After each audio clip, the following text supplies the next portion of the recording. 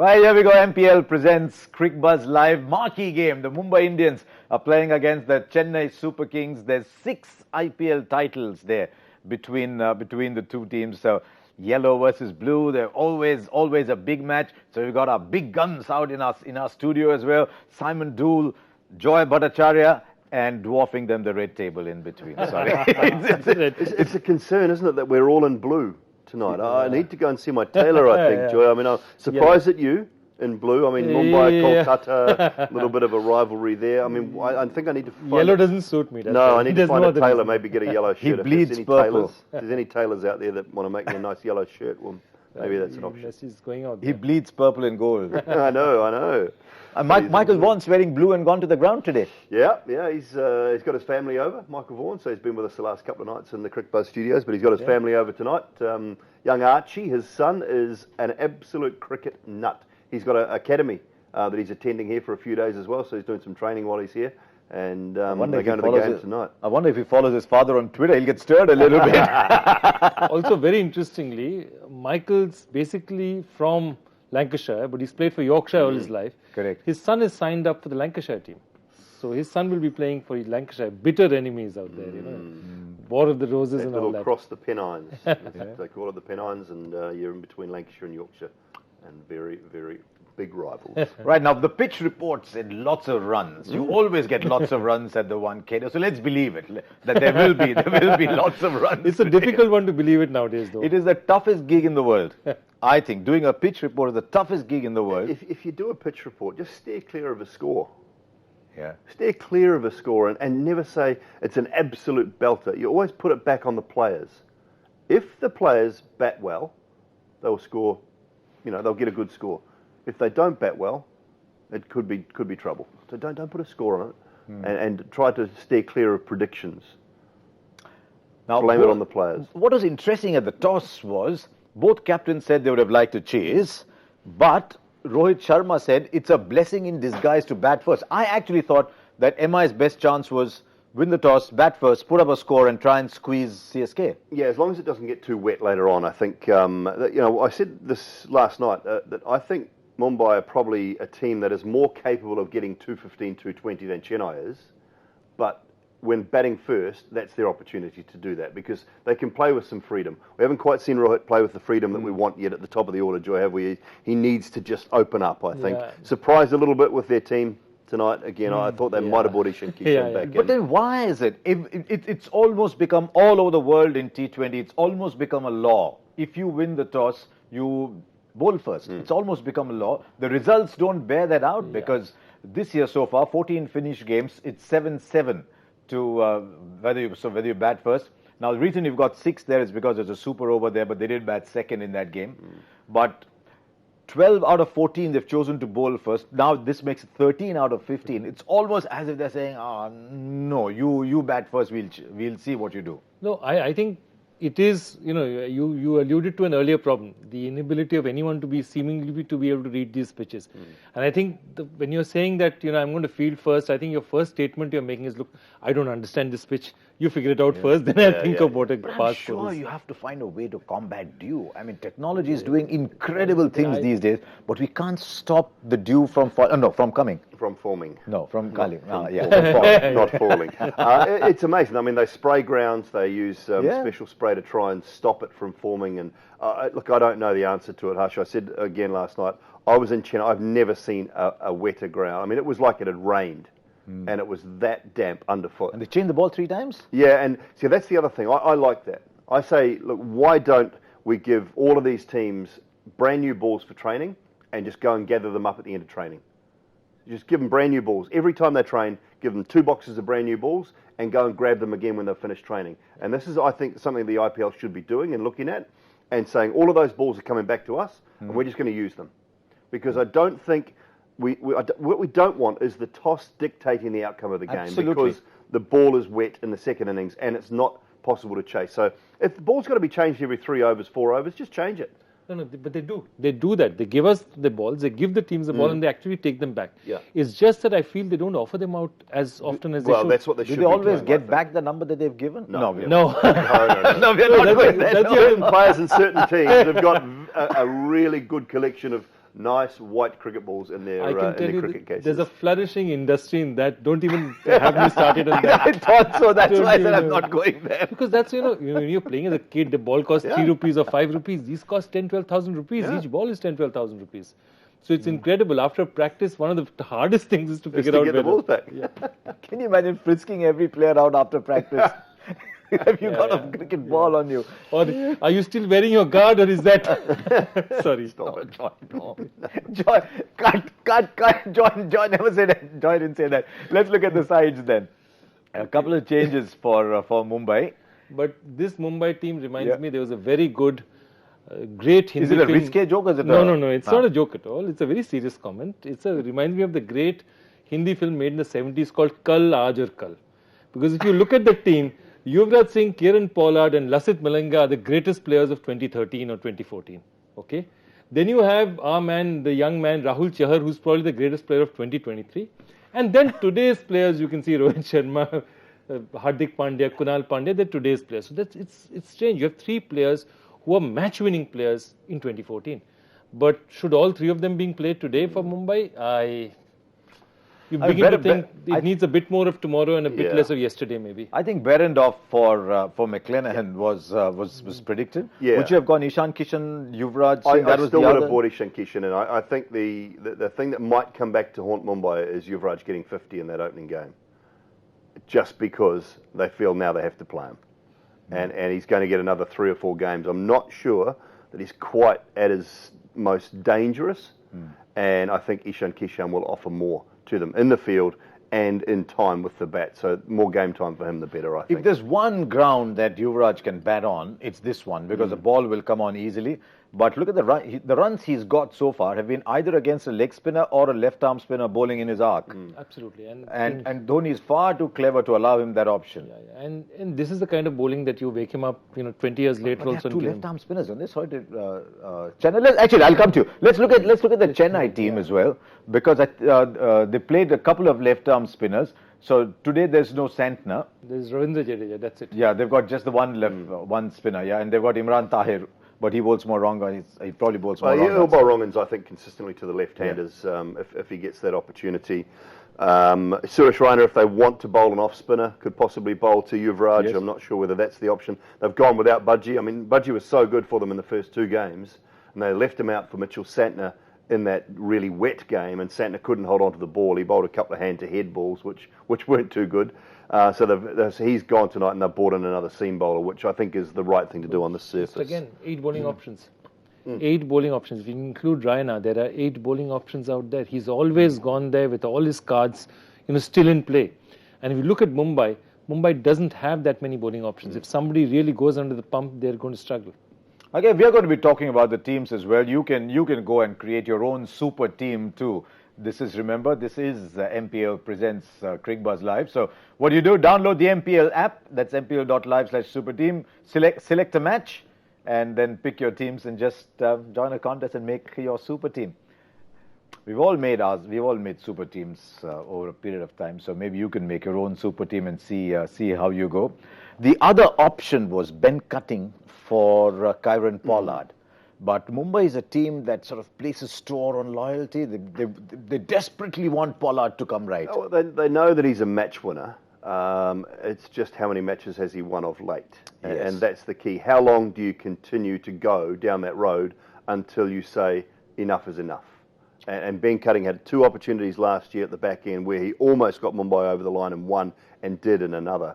So, is he more of the future, I think, as Joy was saying. So it's a tough call to leave a player like Kieran Pollard out. You're still paying him big dollars, but it's a call that I think needs to be made sooner rather than later. I thought they might just go bang, bang, bang on a track like this and use someone like Rohit Sharma at 1 and maybe Krunal Pandya at 5 as the circuit breakers to hold things together, and keep going with Quinton de Kock, Surya Kumar Yadav, Ishan Kishan, Hardik Pandya and Ben Cutting. Yeah. So just keep going. No, absolutely. And that's what it is, because the thing is they have the team. It's just that they're not putting that team out on the ground. So Bombay, everyone looked at the Mumbai team and said, this is one of the strongest squads in the IPL, and it is. Yeah. And if you have to look at their performance, they're doing pretty well. They're not doing terribly. But the fact of it is they are not putting their best 11 out there for reasons, for whatever reasons. And, this comes to that same thing we talk about. It's called the anchoring effect. That, when I think of Pollard, I think of, match-winning centuries or 50s and 60s in 2014, 2015, 2016. But have a look at what he's been doing recently, and you don't just see the same results. But you are sort of, he'll do it again. Yes, he will. Yeah. He probably will, but he won't do it 2 days out of 3 as he used to. He'd probably do it 1 day out of 4. And can you afford that? Yeah. He hasn't had a bad season this year, though, to be honest. But there was a time when you feared when Pollard would come in. The game was never over till Kieron Pollard was done, but it's not happening as often. Now there's another little issue that MI are facing. I thought Mumbai's big strength was the two brothers in the middle. If they could give them 8 overs. But increasingly that 8 is coming down to 6, maybe 5, because Hardik's bowling is a little expensive. It's a little bit reversed, isn't it, at the moment? I think Krunal's batting has fallen away and Hardik's bowling has fallen away. And this is the reason for it. I mean, you look at last year in 2018, the matches, the wickets, 18 wickets, I think it was about 4th, maybe 5th on the leading wicket takers tally last year, average of 21 and going at just under 9. Now, he was bowling some tough overs at the back end of the innings, but this year, 3 matches, 1 wicket, 117, obviously, so it's quite a lot. And he's going at that economy of just under 12. So he's not doing the job for them with the ball this year. That can transpire into the batting sometimes, but I think he's actually batted very well in 2 of the 3 games. I mean, I look at Hardik this year, and I think here's a batsman who's bowling a bit. Yes. And he's got to be a batsman. And then he can't be batting at 7. No. Because he's got too little. I think he can bat at 4-5 as well. They should bat him. They should definitely, given his form. And that's the kind of thing that you need to do during a tournament, saying that, okay, this guy's in form, just get him in a bit earlier. Give him a few more balls to hit. And this is the mistake they've made constantly with Kieron Pollard when he was going well, is they batted him at 6 and 7.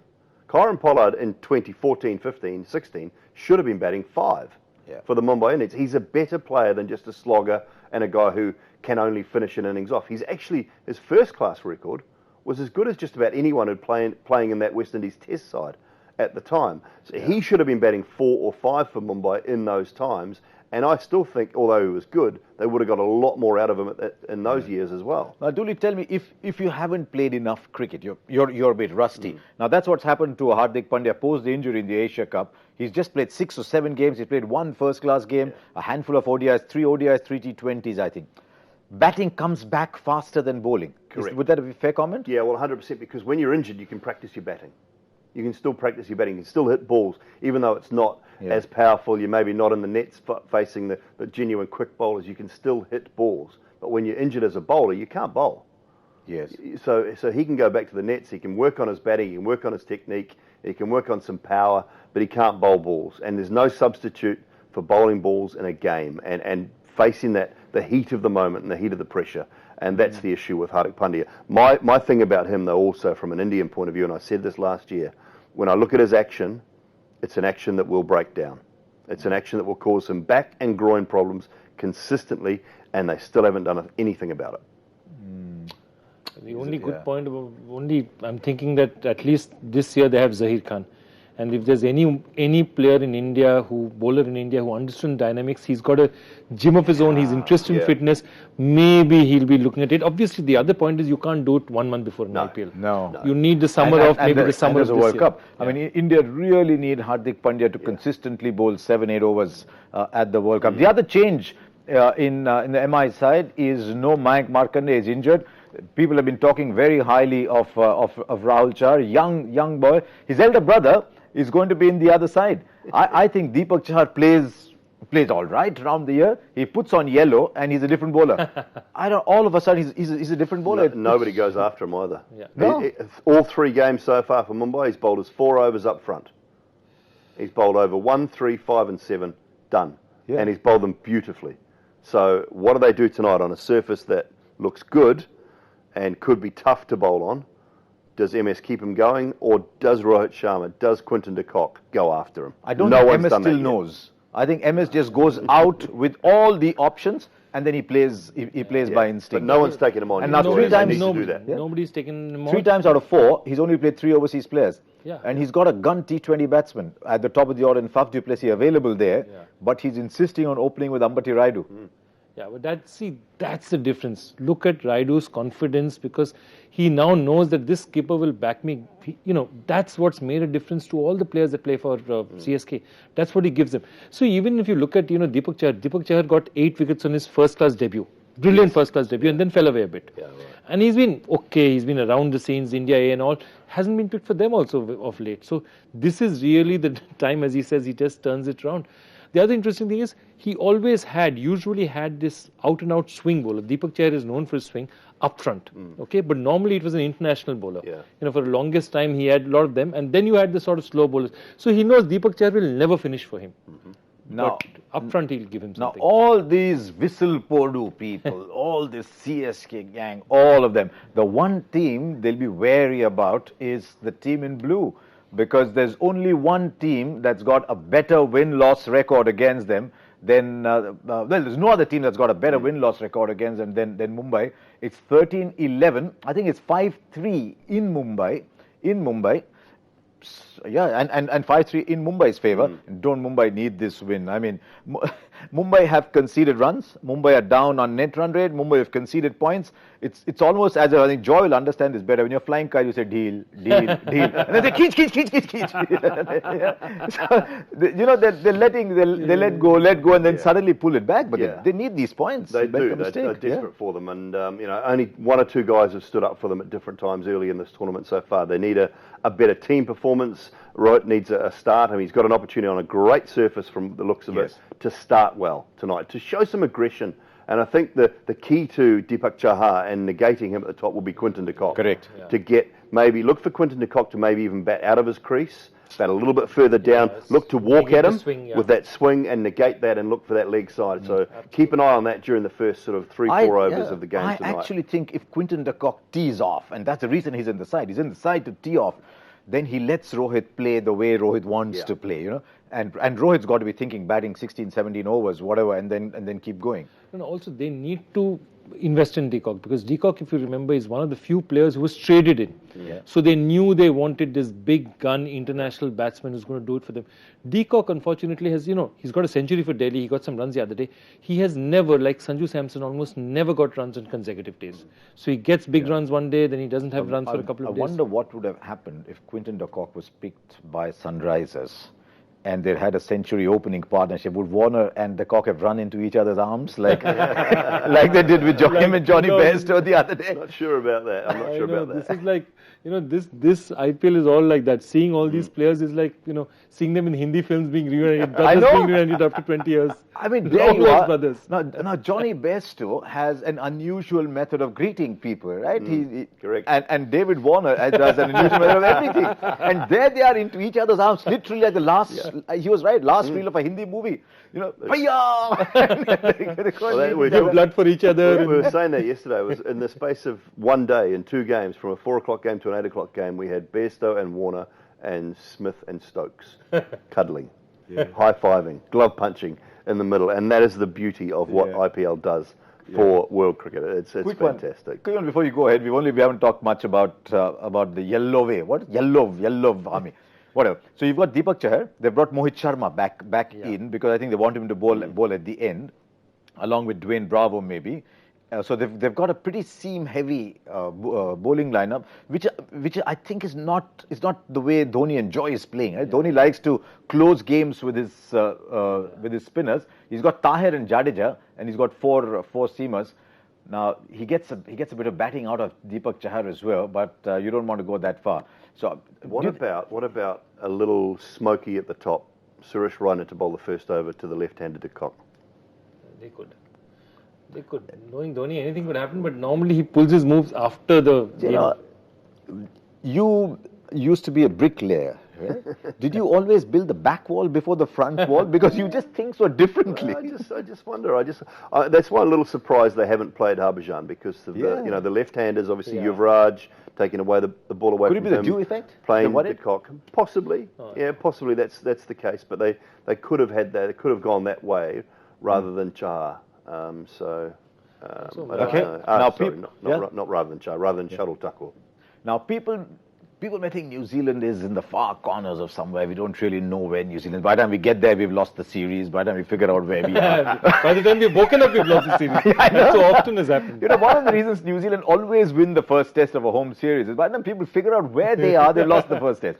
And so what they've done is they've also said, because on the international dateline, they're almost there, into the next day, they've also been the first to pick their World Cup squad. So let's take a look at that World Cup squad with Dooley, because I remember you picked your New Zealand side, and there's at least one name in there that wasn't in your side. Yeah, well, there's three that I'd left out from this squad. I picked the team that I would like to have seen. I did not have Colin de Grandhomme in my side. Obviously, the name Tom Blundell, for those that don't know, he's come in as the wicketkeeper. Tim Seifert broke a thumb in the last first-class game, last domestic game at home. So Tom Blundell has come in, which is, again, a massive surprise to me. His domestic record is pretty ordinary. And why they didn't just go straight back to BJ Watling, I honestly don't know. Pleased for Ish Sodhi. There was a lot of talk around Ish Sodhi and Todd Astle, and whether Todd Astle might make the side ahead of him. I just worry a little bit that New Zealand are really concentrating on two all-rounders in the middle, and maybe if you throw Mitchell Santner in on three all-rounders batting at 6, 7 and 8. Can Santner bat 7 if they want to play 2 spinners?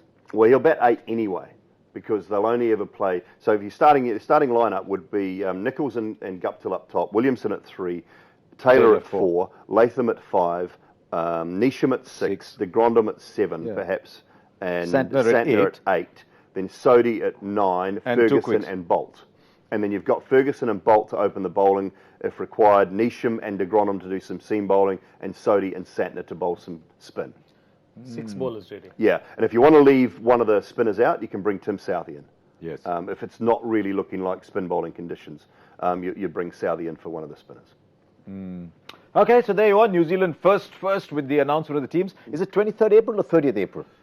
That they've got to announce by the 30th of April. By the 30th the of reason April. that New Zealand do it first is because we are so far away. It takes 2 or 3 days for everyone else to hear Pigeon about it. post, and, We actually named that team 4 days ago. We're just getting it here now. It's just arrived.